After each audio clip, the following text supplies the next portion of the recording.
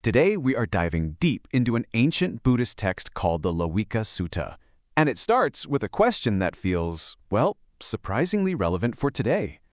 I mean, really think about that for a second. If you stumbled upon the secret to living a better, wiser life, is that knowledge just yours to keep, or do you have some kind of responsibility to pass it along? This is the exact ethical puzzle that sits right at the heart of this story. All right, let's get into it. The story introduces us to this guy, a wealthy and respected brahmin named Lohicca, and he had let's just say, a very strong opinion on this very question. So Lohicca's whole argument was this. Once you've achieved some profound understanding, you should absolutely 100% keep it to yourself. He actually saw teaching as a kind of greed. It's like you finally freed yourself from all these worldly attachments, only to turn around and create a brand new one with students. The text calls this a papakam ditiktagatham, a really harmful, wicked belief. Well, as luck would have it, the Buddha happens to be traveling nearby. And, in a small community, news travels fast. He hears about this influential man, Lohicca, and this pretty controversial idea he's been spreading. Now, what happens next isn't some big dramatic showdown. Lohicca actually hears that the Buddha is famous, and as was the custom, invites him over for a meal. A sign of respect. But after they eat, the Buddha doesn't just make small talk. Nope, he gets right to the heart of the matter. He looks at Lohicca and asks him point blank, "Hey, is it true what I hear, that you believe any wholesome state you attain shouldn't be shared with anyone else?" And Lohicca doesn't back down. He says, "Yep, that's exactly what I believe." This is where it gets really good. The Buddha doesn't start preaching. Instead, he starts to gently pick apart Lohicca's logic. And he begins with something very close to home, Lohicca's own life. So let's break down how the Buddha does this, because it's brilliant. He uses two simple but incredibly powerful analogies that completely flip the script for Lohicca. First, the Buddha sets a scene. He asks Lohicca, "You're a landowner, right? What if you took every single bit of income from your estate and just kept it all for yourself, gave nothing to the people who depend on you?" The Buddha points out that doing that would create a huge obstacle for them. And an act like that, he says, stems from asapatakan chittam, a hostile state of mind, and it leads to micchaditi, which is a fundamentally distorted view of reality. Then he scales it up. He asks, okay, what if the king did that? What if he took all the kingdom's wealth and refused to use it for the good of his subjects? It's the exact same problem, just on a much bigger scale.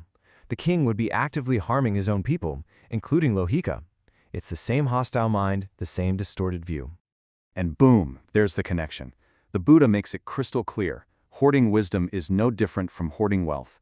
Both actions prevent others from flourishing. They're both harmful acts that come from a selfish viewpoint, one that's just completely out of touch with how things really are. So, from there, the conversation gets even broader.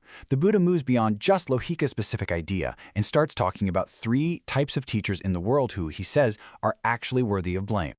He lays out these three archetypes. You've got the teacher, who hasn't actually done the work themselves. Then there's the one who's so busy teaching they forget to do their own work. And finally, the one who has all the knowledge but just can't seem to get the message across.